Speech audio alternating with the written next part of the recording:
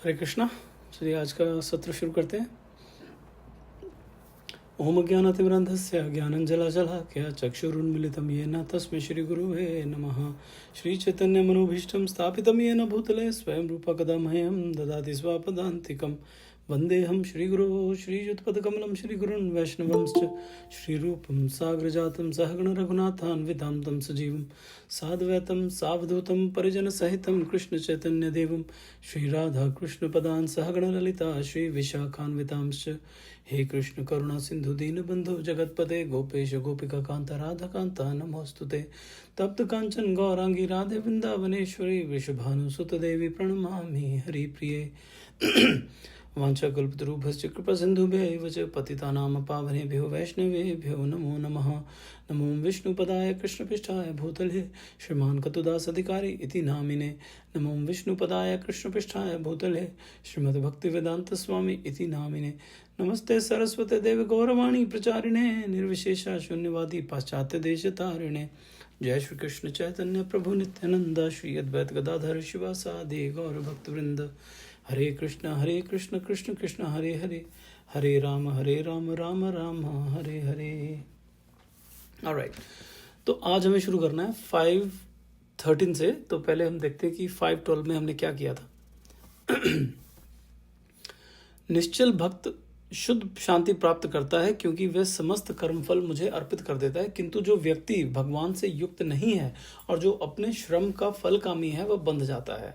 तो हमने पिछली सेशन में ये बात की थी, ये डिस्कस किया था कि कैसे हम जब फल की इच्छा करते हैं तो उसमें हम बंध जाते हैं। तो बंध कैसे जाते हैं कि मुझे जैसे ये चाहिए, अब मुझे वो नहीं मिल रहा है, उसके फल की इच्छा है, मैंने ये काम किया, मुझे उसके बदले में ये चाहिए, अब मुझे वो नहीं मिल रहा है, तो मैं एंग्जाइटी में आ जाऊंगा, मुझे गुस्सा आ सकता है, मुझे गुस्सा आएगा, मुझे बहुत लालच आएगा कि नहीं मुझे ये करना है, कैसे इसको मैं अचीव करूँ, मैं इसको किस तरह से क्या करूँगी, मुझे ये मिल जाए, बस किसी तरीके से ये चीज़ मिल जाए। बस उस समय पे हमारी जो बुद्धि है वो थोड़ी सी साइड पे हो जाती है। फिर होता है कि नहीं, मुझे ये सामान मिल नहीं रहा, सारी दुनिया मेरे अगेंस्ट खड़ी है और सब मेरे साथ ही हमेशा बुरा होता है।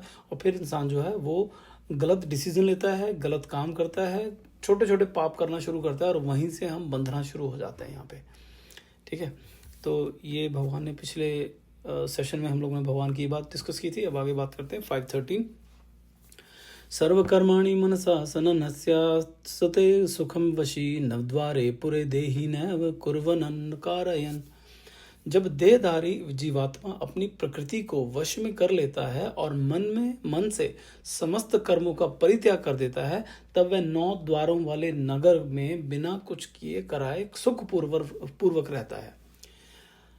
9 द्वारों वाला नगर कहते हैं कि जब जीवात्मा अपनी प्रकृति को वश में कर लेता है। अपनी प्रकृति मतलब हमारी नेचर होती है, किसी की थोड़ी सात्विक नेचर होती है, कुछ जल्दी गुस्सा नहीं आता उसको, कुछ कियों की थोड़ी सी तामसिक नेचर होती है कि बहुत जल्दी गुस्सा आ जाता है, और कुछ थोड़े राजसिक होते हैं कि ठीक है वो बड़े एक्साइटेड रहते हैं, हमेशा गुस्सा नहीं आता ज़्यादा, मतलब बहुत ज़्यादा नहीं आता, बहुत कम नहीं आता, लेकिन बीच में से रहते हैं। तो कहते अपनी प्रकृति को जो वश में कर लेता है, अपने मन को एक तरह से वश में कर लेता है और किसी चीज़ का उसको एडिक्शन नहीं रहता। ठीक है, भगवान के अलावा और किसी चीज़ का एडिक्शन नहीं रहता। उसका मतलब है कि कर्म उसके जो अपना जो मन है वो कंट्रोल में है, अपने कर्म जो है उसके कंट्रोल में है। वो इस 9 द्वारों वाले नगर में बिना कुछ किए कराए सुखपूर्वक रहता है। अब ये 9 द्वारों वाला नगर कौन सा हुआ? ये है हमारी बॉडी। हमारी बॉडी में 9 छिद्र होते हैं, तो इसको हम 9 द्वारों वाला नगर बोला जाता है इसको। और इसको नगर क्यों बोला जाता है? क्योंकि हम ये शरीर नहीं हैं, हम हैं आत्मा। शुरू से हम लोग अभी तक भगवान कृष्ण यही समझाने की कोशिश कर रहे हैं बार बार कि देखो भाई, हम जो है हम आत्मा हैं। ये जो शरीर है ये एक नगर है, इसमें हम रह रहे हैं। इसमें 9 द्वार हैं जिससे हम आते जाते हैं। कैसे हैं वो भी थोड़ा सा देखेंगे। प्रभुपाद जी क्या बोलते हैं इस बारे में। प्रभुपाद जी कहते हैं कि देहधारी आत्मा 9 द्वारों वाले शहर में रहती है। शरीर की गतिविधियां या शरीर के अलंकारिक शहर प्रकृति के अपने विशेष गुणों द्वारा स्वचालित रूप से संचालित होते हैं। कहने का मतलब कि शरीर की जो गतिविधियां हैं ना वो अपने आप चलती हैं। ठीक है, हमारी आत्मा नहीं कहती कि नहीं अब मुझे भूख लगी है। आत्मा को भूख नहीं लगती है। आत्मा नहीं कहती अरे यार मैं भाग रहा हूँ तो मेरा ना सांस फूल रहा है, क्योंकि आत्मा के फेफड़े थोड़ी होते हैं। ठीक है ना, आत्मा के ना तो फेफड़े होते हैं, ना उसका पेट होता है, उसको ना तो भूख लगती है, ना उसको गर्मी लगती है, ना उसको सर्दी लगती है। तो ये किसको लग रही है? ये जो 9 द्वारों वाला शहर जिसको हम शरीर बोल रहे हैं उसको लगती है। तो इसलिए कह रहे हैं कि शरीर की गतिविधियां, ये शरीर के अलंकारिक शहर, मतलब जो भी ये उसके जो सिम्टम्स होते हैं बॉडी के, कि वो प्रकृति के अपने विशेष गुणों द्वारा स्वचालित रूप से संचालित होते हैं, कि वो अपने आप चलते हैं, वो अपने हिसाब से चलते हैं। जैसे गाड़ी है, गाड़ी चल रही है, उसकी कभी बेल्ट टूट गई, कभी उसको ऑयल चेंज कराना है, तो वो हमारी बेल्ट थोड़ी टूटी है, हमारा ऑयल थोड़ी चेंज कराना है, गाड़ी का चेंज कराना है ना। और गाड़ी को किसने वो कैसे हो गया? वो स्वचालित अपने आप होता है उसके। वो जब चलती है तो उसको ये कुछ ना कुछ प्रॉब्लम्स होती हैं। तो वैसे ही जो शरीर है, ये जब चलता है, बूढ़ा होता है, तो अपने आप इसकी जो बैटरीज हैं, इसके जो इक्विपमेंट्स हैं, इसके जो औजार हैं इसमें, वो सब धीरे धीरे बंद होना शुरू हो जाते हैं, ढीले पड़ जाते हैं। और बाकी इसमें बहुत सारी चीज़ें हैं, इसको चलाने के लिए जो जो उसको चाहिए वो अपने आप मांगता है कि मेरे को अब चाहिए, अब मेरे को खाना चाहिए, मैं एनर्जी के बाहर चल नहीं सकता, अब मेरे को प्यास लगी है, अब मेरे को सूसू पोटी जाना है, वो सब अपने आप बॉडी करती है, वो आत्मा का उसमें कोई हाथ नहीं है। ठीक है। फिर उसके बाद प्रभुपद कहते हैं आत्मा यद्यपि खुद को शरीर की परिस्थितियों के अधीन करती है, लेकिन अगर वह चाहे तो उन परिस्थितियों से परे हो सकती है। अब ये बहुत गूढ़ बात है कि हम यही तो करना चाह रहे हैं शुरू से, कि आत्मा खुद को शरीर की परिस्थितियों के अधीन करती है। हम लोगों ने अपने आप को इसके अधीन कर रखा है। उससे हम अलग हो सकते हैं। ठीक है, उससे हम अलग, बहुत आसान नहीं है लेकिन बहुत मुश्किल भी नहीं है, उससे हम अलग हो सकते हैं, लेकिन हमने उसके साथ अपने आप को जोड़ रखा है। जो पहले बहुत सारी ऐसी कथाएं हैं हमारे ग्रंथों में।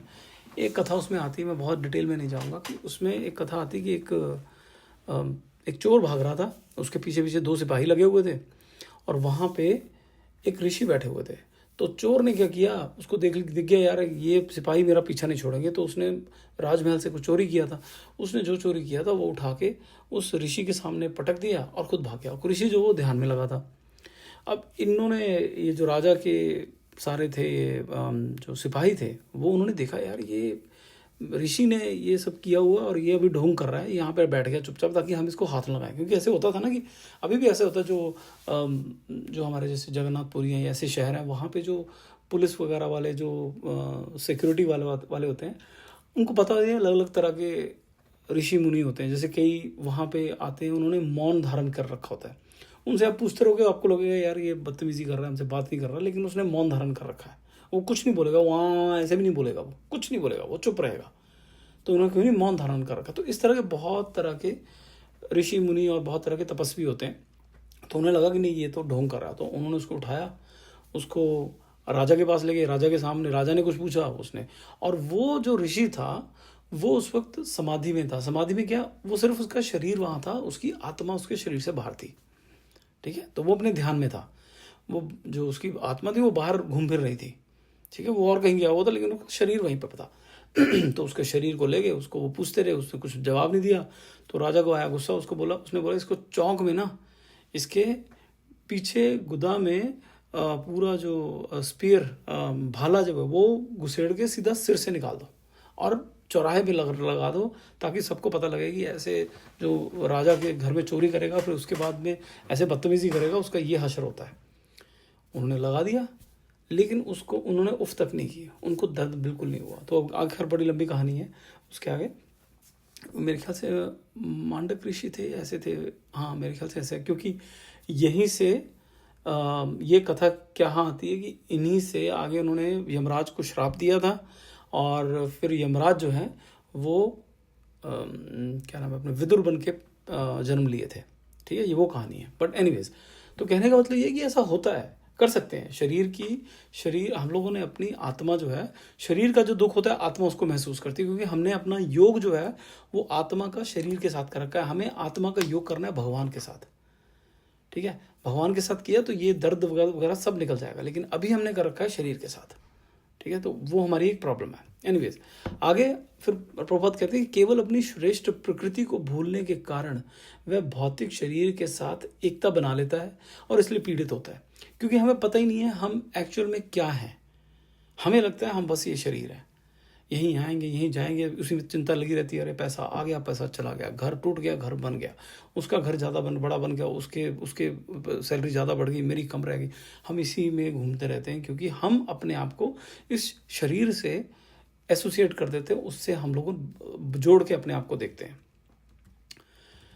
अच्छा, फिर कहते हैं कि और कृष्ण चेतना द्वारा वह अपनी वास्तविक स्थिति को पुनर्जीवित कर सकता है और इस प्रकार अपने देह से बाहर आ सकता है। 9 द्वारों का उल्लेख इस प्रकार एक श्वेताश्वर उपनिषद है, उसमें 3rd चैप्टर 18वां श्लोक है, नव द्वारे शुद्ध देही हमसो लेलायते बहि वाशी सर्वस्य लोकस्य स्थावरस्य चरस्य च। परम पुरुष भगवान जो जीव के शरीर के भीतर रहते हैं वह पूरे ब्रह्मांड में सभी जीवों के नियंत्रक हैं। शरीर में 9 द्वार हैं। अच्छा, पहले तो ये कि फिर से याद रखें कि हम परम पुरुष भगवान जो जीव के शरीर के भीतर रहते हैं, जितने भी जीव हैं यहाँ पे, हर एक के शरीर में अगर आत्मा है तो उसके साथ एक परमात्मा भी बैठे हैं, वो दोनों साथ में रहते हैं उस शरीर में। हमारा जो शरीर है ये, जिसको हम बोलते हैं कि हाँ ये मैं हूँ, उसमें हम एक्चुअली जो आत्मा है वो भी बैठी है इस शरीर में और साथ में परमात्मा भी बैठे हैं, ठीक है, जो कि सब जीवात्मा में बैठे हैं और वो देख रहे हैं कि क्या चल रहा है। वो हर चीज़ के साक्षी हैं। तो इसलिए हम अगर हमें लगे कि हमने पाप किया किसी को पता नहीं चला, तो ऐसा नहीं है। वो परमात्मा जो हर जीव में बैठे हैं ना, वो सब देख रहे हैं, उनको सब पता है। अच्छा, तो इसमें आगे इसका ट्रांसलेशन जो है श्लोक का वो है कि शरीर में 9 द्वार हैं, 2 आंखें, 2 नासिका मतलब 2 नाक, 2 कान, 2 मुंह, 1 मुंह, 1 गुदा और 1 जन्नांग। तो इस तरह से ये 9 द्वार हो गए। जीव अपनी बद्ध अवस्था में खुद को शरीर के साथ पहचानता है, लेकिन जब वह खुद को अपने भीतर भगवान के साथ पहचानता है तो वह शरीर में रहते हुए भी भगवान की तरह ही मुक्त हो जाता है। ठीक है, तो हमने थोड़ी देर पहले भी ये बात की। चलिए अब आगे बढ़ते। 5:14 न कृतृत्वं न कर्माणि लोकस्य सृजति प्रभुः न कर्म फल संयोगम स्वभावस्तु प्रवर्तते। शरीर रूपी नगर का स्वामी देहधारी जीवात्मा ना तो कर्म का सृजन करता है, ना लोगों को कर्म करने के लिए प्रेरित करता है, ना ही कर्म फल की रचना करता है। ये सब तो प्रकृति के गुणों द्वारा ही किया जाता है। अब ये बड़ा थोड़ा सा कंफ्यूजिंग स्टेटमेंट है जो भगवान ने दिया है। भगवान कह रहे हैं कि शरीर रूपी नगर का स्वामी देहधारी जीवात्मा कौन? हम जो इस शरीर में बैठे, कहते हैं हम ना तो कर्म का सृजन करते हैं, ना लोगों को कर्म करने के लिए प्रेरित करते हैं, और ना ही कर्म फल की रचना करते हैं। लेकिन हम तो यार, हम जब काम करते हैं तो उसी से तो कर्म बनता है, तो कैसे कह सकते हैं कि हम कर्म का सृजन नहीं करते? तो ये एक दूसरा तरीका है इसको देखने का कि हम जैसे आप बात करो कि हम नौकरी क्यों करते हैं, ठीक है, या हमने इतनी ज़मीनें जो हैं वो ले रखी हैं, घर बना रखे हैं, क्यों बना रखे हैं, किसके लिए हैं? सब इस देह के लिए हैं, आत्मा के लिए कुछ नहीं है। ना तो आत्मा को बड़ी बड़ी ज़मीनों से को लेने देना है, ना आत्मा को बड़े बड़े घरों से को लेने देना है, ना उसको हम नौकरी कितनी बड़ी करते हैं उससे को लेने देना है। क्योंकि नौकरी किस लिए करते हैं? ताकि हम ज़मीन, अच्छा खाना खा सकें, अच्छा घर ले सकें, अच्छे बीवी बच्चे हों, अच्छी खूब सारी प्रॉपर्टी हो, इसीलिए होता है ना। लेकिन ये सब चाहिए किसको है? ये तो शरीर को चाहिए, आत्मा को तो नहीं चाहिए। तो इसलिए कह रहे हैं कि वो आत्मा ने नहीं कहा है कि भैया तू ये कर, वो शरीर की डिमांड है। शरीर चाहता है कि मैं सुखी रहूं, और शरीर के सुखी होने का, क्योंकि पहले हम लोग भगवान के पास थे, सबसे पहले हम लोग भगवान के पास थे, मज़े कर रहे थे। फिर हमें लगा यार, जैसे मैं कई बार देखता हूँ कि अमेरिका में क्योंकि गरीबी बहुत कम है, तो जो लोग काफ़ी जिनको सिर पे छत और प्लेट में खाने के बारे में नहीं सोचना पड़ता है, उनको फिर बाकी चीज़ें बहुत कुछ आता है। ये करेंगे, वो करेंगे, ये नहीं होता, वहाँ नहीं आता, हमें ये नहीं दिया आपने, हमें वो नहीं दिया, ऐसे लड़ते हैं। जो बंदा सारी उम्र सिर्फ इसी के पीछे पड़ा रहता है ना, उसके पास समय नहीं होता बाकी सब चीज़ों को ढूंढने के लिए। मतलब जो सारी उम्र प्लेट में खाना लेने के लिए स्ट्रगल करता है, और छत पे की सर के ऊपर अच्छी सी छत हो और फैमिली के सर पे छत हो, उसके ऊपर जो स्ट्रगल करता है वो ज़्यादा उसके बस की नहीं होती। ये सब बड़े बड़े आंदोलन करने और ये सब करना, वो कहता है मेरे पास समय नहीं है यार, ठीक है ना। तो ये समय किसके पास होता है? जिनके पास ये सब है, ठीक है, ज़्यादातर जो होते हैं, सारे नहीं, ज़्यादातर। तो अब क्या है कि मैं एक्चुअली भूल गया मैं किस वजह से वो एग्जांपल दे रहा था, कि हम कह रहे थे कि देहधारी जीवात्मा ना तो कर्म का सृजन करता है और ना लोगों को कर्म के लिए प्रेरित करता है। कि हम जो आत्मा है, एक मिनट, हाँ, तो जो आत्मा है वो शरीर जो है वो शरीर एक तरह से अपनी डिमांड्स रखता है कि मुझे ये चाहिए, मुझे ये चाहिए, मुझे ये चाहिए, और फिर जो है उसी को पूरा करने में लगा रहता है। और क्योंकि आत्मा जो है वो शरीर के साथ एसोसिएटेड है तो वो लगा रहता है, हाँ ठीक है, तो फिर उसी में मज़ा भी आता है, उसमें दुख भी होते हैं, वो सब झेलता है, वो वाले दुख और सुख झेलता है। और हम लोग पहले भगवान के पास थे। हाँ, मैं ये बात कर रहा था, ये बताना चाह रहा था, हम भगवान के पास थे, भगवान में बड़ा सुख था। अब जब सुख था तो हमें लगा यार नहीं यार, ये जैसे कृष्ण है ना यहाँ पे, जैसे ये नारायण या विष्णु है ना यहाँ पे, एकदम राजा, हमें भी राजा बनना है, मुझे राजा बनना है। तो बोले यार देख, और हमारी इच्छा कौन पूरी कर सकता है? देखिए, आपकी कोई भी इच्छा हो, जैसी भी इच्छा हो, उसको पूरी करने का जो सामर्थ्य है वो सिर्फ कृष्ण में है या विष्णु है, जो भी आप कह लीजिए, लेकिन ये कृष्ण तत्व में ही है, विष्णु तत्व या कृष्ण में ही है। जितने हमारे देवी देवता हैं जिनकी हम पूजा करते हैं, उनके पास जो शक्तियाँ आती हैं वो भी वहीं से आती हैं। तो एक तरह से जो हमारी इच्छाओं को पूरा करने की मूल शक्ति है वो कृष्ण से आती है। तो हम लोगों ने वहाँ पे बैठे इच्छा की कि नहीं यार, मैं ना ये मेरे को खुद राजा बनना है, जो कृष्ण मेरे को बनना है। वो कहते हैं यार फिर एक यहाँ तो पॉसिबल नहीं है, ठीक है, यहाँ पॉसिबल नहीं है, तो ऐसा कर, तेरे को एक छोटा से मैं जगह दे देता हूँ तेरे खेलने के लिए, तो जा वहाँ पे जाके राजा बन जा, जो बनना चाहता है तू बन सकता है। तो हमने क्या किया, हम उठ के यहाँ पे आ गए, ये है भौतिक जगत, यहाँ पे आ गए। कहते हैं यहाँ पे तू थोड़ा एंजॉय कर, फिर वापस आ जाएगा। अब यहाँ जब पहले शुरू में आए होंगे हम, तब जैसे सतयुग है, सतयुग में हज़ारों सालों की उम्र होती थी, ठीक है, शरीर भी ज़्यादा तगड़ा होता था, सब कुछ किया हम लोगों ने। लेकिन फिर हमारी जो है लालच बढ़ता गया, बस वो लालच ने हमें यहाँ पे इस सर्कल में फंसा दिया, जहाँ पे हम जन्म ले रहे हैं, मृत्यु हो रही है, फिर जन्म ले रहे हैं, फिर मृत्यु हो रही है, फिर जन्म ले रहे हैं। तो अब ये भगवान बार बार आके बोलते हैं, देख तू आया तो था यहाँ पे, लेकिन वापस आने का ये तरीका है, तो वापस आ जा। बहुत मुश्किल नहीं है, लेकिन जो इंसान जैसे हम जैसे इंसान जो कि शरीर के साथ अपने हर चीज़ों में इतने ज़्यादा बंधे हुए हैं, उनके लिए बड़ा मुश्किल काम है, लेकिन करना तो पड़ेगा, उसके बगैर गुजारा नहीं है, ठीक है। चलिए, तो इसमें प्रभुपाद जी क्या बोलते हैं वो देखते हैं। प्रभुपाद जी कहते हैं कि जीवात्मा, जैसा कि 7वें अध्याय में बताया जाएगा, परमेश्वर की शक्तियों या प्रकृतियों में से एक है। हम जो हैं, हम जो जीव हैं, हमारी हम जो आत्मा हैं, हम भगवान की शक्तियों में से एक है, ठीक है। लेकिन पदार्थ से अलग है, जो परमेश्वर की एक और प्रकृति है जिसे निम्नतर कहा जाता है। मतलब हम पदार्थ नहीं, पदार्थ कौन, ये जो भौतिक जगत है ना, हम उससे अलग हैं, हम वो नहीं। हमारा जो बॉडी है वो किससे बना है, वो जलता है, राख हो जाता है, ठीक है, राख है। ये सब यहाँ पे जो जड़ भूत जिसको बोलते हैं यहाँ पे, वो है, ये वो बन जाता है, मतलब पत्थर मिट्टी ये बन जाता है। लेकिन हम जो आत्मा है, हम जल नहीं सकते, हम मिट्टी नहीं है, ठीक है। तो भगवान की 3 तरह की ऊर्जाएं बोली जाती हैं। एक तो सुपीरियर एनर्जी बोलते हैं उसको, ठीक है, जिसको अंतरंग ऊर्जा भी बोलते हैं, श्रेष्ठ ऊर्जा भी बोलते हैं। दूसरा है एक है इन्फीरियर एनर्जी, मतलब एक सुपीरियर एनर्जी, एक इन्फीरियर एनर्जी, कि अंतरंगा ऊर्जा, बहिरंगा ऊर्जा, ऐसे भी बोलते हैं, लेकिन इंग्लिश में बोलेंगे तो एक सुपीरियर एनर्जी, एक इन्फीरियर एनर्जी।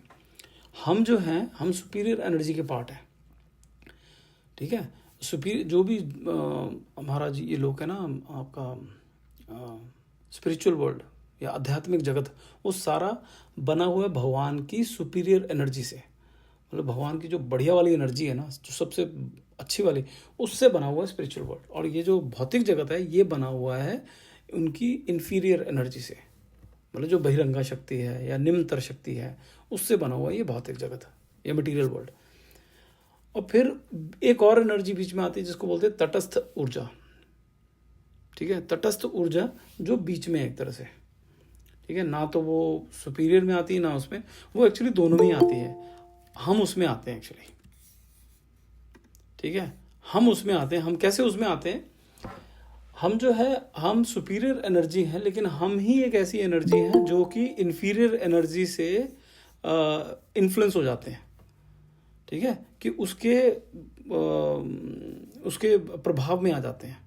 हम सुपीरियर एनर्जी, हम भगवान का अंश हैं, भगवान का अंश तो, भगवान तो बहुत ही सुपीरियर, एकदम सुपर एनर्जी है, सबसे बढ़िया वाली एनर्जी जो है, हम उसका पार्ट हैं। लेकिन हम यहाँ पे प्रभाव में आ जाते हैं जो उनकी घटिया वाली एनर्जी है, जो कि ये यहाँ की एनर्जी जो इधर है, भौतिक एनर्जी है, ठीक है।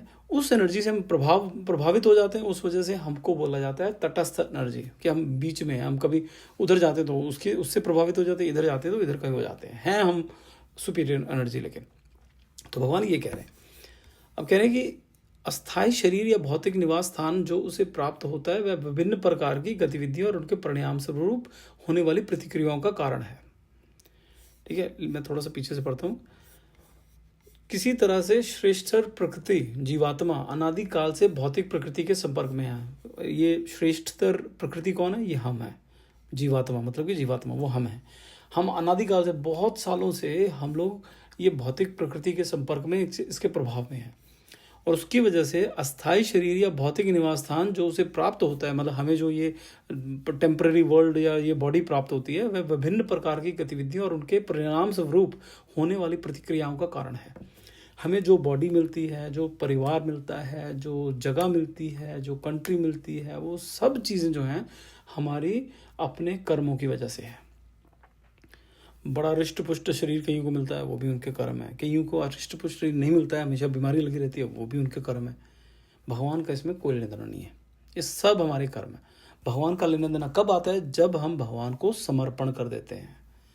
जब हमने अपने आप को समर्पण कर दिया भगवान को कि भैया अब मेरे बस की कुछ ना है। एग्जाम्पल क्या है? द्रौपदी का जब चीरहरण हो रहा था, उस समय पे द्रौपदी पहले जब उसको खींच के लेके आया गया, वो पहले उसने पांडवों को आवाज़ दी, अपने एक एक पति को आवाज़ दी। उसको लगा मैं बचा लूँगी अपने आप को, उसने पतियों को आवाज़ दी। उसने खुद बड़ा जोर लगाया कि नहीं करने दूंगी मैं। उसने फिर भीष्म पितामह को, अपने जो बुजुर्ग थे वहाँ पे, उनको आवाज़ दी, ठीक है। फिर कि नहीं मैं कर लूँगी, मेरा है, ये मेरे हैं, ये मेरे इतने शक्तिशाली मेरे पति हैं, ये मेरे इतने शक्तिशाली मेरे रिश्तेदार हैं जो मुझे बहुत मानते हैं, मेरे से बहुत प्यार करते हैं। वो बहुत कुछ मेरा मेरा मेरा करके उसने सबको रीच आउट किया, कोई नहीं आया। फिर उसने समर्पण कर दिया, फिर उसने छोड़ दिया, उसने जोर लगाना छोड़ दिया, धक्का मुक्की छोड़ दी उसने भगवान पे। भगवान, हे केशव, हे माधव, अब तुम बचाओ, अब तुम बचाओ। जैसे उसने अपना पूरा समर्पण भगवान पे ऊपर किया कि अब, मतलब समर्पण ये नहीं होता कि हाँ वो मुझे बचाएंगे ही, ये तो विश्वास है उसको विश्वास, लेकिन बचाएं ना बचाएं मैं तुम्हारे ऊपर हूँ। तुमने मुझे बचाना है बचा लो, नहीं बचाना है तुम मत बचाओ, तुम्हारी इच्छा है। जैसे ही उस भाव में आई, फिर भगवान आए, उसके बाद क्या किया हम सबको पता है, ठीक है। तो मैं जो बता रहा था कि जो भी हमारी परिस्थिति है, जैसी भी परिस्थिति है, ये सब हमारे कर्म हैं, ठीक है। और ये सब जो है भगवान कुछ नहीं करते, भगवान तब करते हैं जब हम पूरी तरह भगवान के पर समर्पण कर देते हैं। अब पूछेंगे कि भगवान क्यों नहीं करते हैं भाई पहले, हैं ये तो बड़े निष्ठुर हैं। भाई निष्ठुर नहीं है, उन्होंने हमें फ्री विल दे रखा है। हम अगर उनके बस का होता, अगर उनके बस की होती तो वो हमें पहले, सबसे पहले जब हम स्पिरिचुअल वर्ल्ड या ये आध्यात्मिक जगत में बैठे हुए थे ना उनके साथ, वो वहीं से नीचे नहीं आने देते अगर उन्होंने ज़बरदस्ती करनी होती तो, अगर उनका बस चलता तो। लेकिन वो जब एक जीवात्मा है, कुछ लोग कहते हैं कि हम सारे ना एक शरीर में मिल जाते हैं, कुछ हमारे संप्रदाय ऐसे बोलते हैं। वो भगवद गीता में साफ साफ भगवान कह रहे हैं ऐसा कुछ नहीं है, ऐसा कुछ नहीं होता है। ये हम सब जो हैं ये एक इंडिविजुअल सोल है, हम एक व्यक्ति हैं सब, जो हमारे जो जितने हम जो हैं, हम एक आत्मा है, और ये आत्मा सब अलग अलग हैं, इनकी एक इंडिविजुअल प्रेजेंस है, इंडिविजुअल पहचान है, वो हम वैसी रहती है। आध्यात्मिक जगत में हमारा आधार कार्ड बना हुआ है, वो वैसे का वैसा ही रहता है, वो चेंज नहीं होता है। वो ऐसा नहीं कि हाँ हम सब भगवान में बन जाएंगे, अब हम भी भगवान बन गए क्योंकि हम भगवान में विलीन हो गए हैं तो हम भगवान बन गए, ऐसा नहीं है। भगवान में विलीन होने का मतलब है कि भगवान जो है, ये जो पूरा लोक है, जो पूरा स्पिरिचुअल वर्ल्ड है, जो आध्यात्मिक जगत है, वो पूरा भगवान ही है। उसमें लीन होना मतलब वो आध्यात्मिक जगत में चले गए, उसका अर्थ ये है। उसका अर्थ ये नहीं है कि वो भगवान ही बन गए, वो ऐसा नहीं हो सकता है। भगवान एक ही है, भगवान और कोई नहीं बन सकता। ब्रह्मा बन सकते हैं हम भगवान नहीं बन सकते। विष्णु, शिवा और कृष्ण ये नहीं बन सकते हम, ठीक है। एनीवेज, आगे, अस्थाई शरीर या भौतिक निवास स्थान जो उसे प्राप्त होते हैं वह विभिन्न प्रकार की गतिविधियों और उनके परिणाम स्वरूप होने वाली प्रतिक्रियाओं का कारण है। ऐसे सशर्त वातावरण में रहते हुए व्यक्ति शरीर के साथ अपनी पहचान बनाकर शरीर की गतिविधियों के परिणामों को भुगतता है। ये अनादिकाल से अर्जित अज्ञानता ही शारीरिक पीड़ा और संकट का कारण है। ये जो हमें दर्द होता है, एक तो बात यह है कि आप जितने भी अच्छे कर्म कर लो, ठीक है, मान लेते हैं इस बार जी किसी ने बैठा है, उसने कर्म किए, ऐसे अच्छे अच्छे कर्म किए, लोगों को खिला रहा है, लोगों को दान कर रहा है, लोगों को बहुत कुछ कर रहा है, ठीक है, सबको खुश कर दिया उसने। एक तो पहले तो खैर ये भी एक मिथ है कि आप सबको खुश कर सकते हैं, आप सबको खुश नहीं कर सकते यहाँ पे इस जगत में, बट मान लीजिए कर लिया। उसके बाद भी जब वो वापस यहाँ पे आएगा, ठीक है, उसको दुख हो सकता है बाकी उसे कम मिले, लेकिन ऐसा हो ही नहीं सकता कि दुख ना मिलेगा। और कुछ नहीं होगा, मान लो उसका परिवार बहुत बढ़िया है, उसका बिजनेस एकदम हमेशा ही सारी उम्र फ्लोरिश किया, बिल्कुल बढ़िया से चलता रहा, पैसे की कभी कोई तंगी नहीं, मान सम्मान की कोई तंगी नहीं, परिवार में कोई तंगी नहीं, पर बीमारी से कौन बचाएगा, बुढ़ापे से कौन बचाएगा, राइट? ये इन सब से कौन बचाएगा? जो ये पढ़ना पड़ता है, ये इतनी मेहनत करनी पड़ती है, ठीक है, वो हमेशा मज़ा तो नहीं आता उसमें, वो इट्स नॉट फन ऑलवेज। कभी कभी तो मज़ा आता है लेकिन इट्स नॉट ऑलवेज फन। इस ज़िंदगी में आएंगे, जो भी आता है, बाकी किसी को क्या बात करेंगे हम लोग। श्री राम की बात कीजिए, आप कृष्ण जी की बात कीजिए, आप भगवान के किसी भी जो उनके जो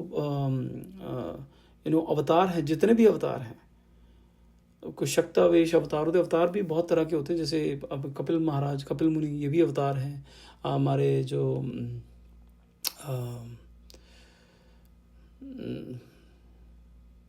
परशुराम जी हैं, वो भी अवतार हैं, ठीक है, अलग अलग तरह के अवतार। ये सब की ज़िंदगी देख लीजिए आप, किसकी ज़िंदगी ऐसी है जो कि एकदम परफेक्ट, कोई प्रॉब्लम नहीं, ऐसा किसी का होता ही नहीं है। ये एक मिथ है, चाहे वो बिल गेट्स हो, चाहे वो गली में काम करता हुआ काम वाला हो, सबके पास प्रॉब्लम्स है, सब फंसे हुए हैं कहीं ना कहीं, ठीक है, सबको गालियाँ पड़ती हैं, सबको प्यार भी मिलता है, तो ये सबके साथ होता है। चलिए आगे बढ़ते हैं।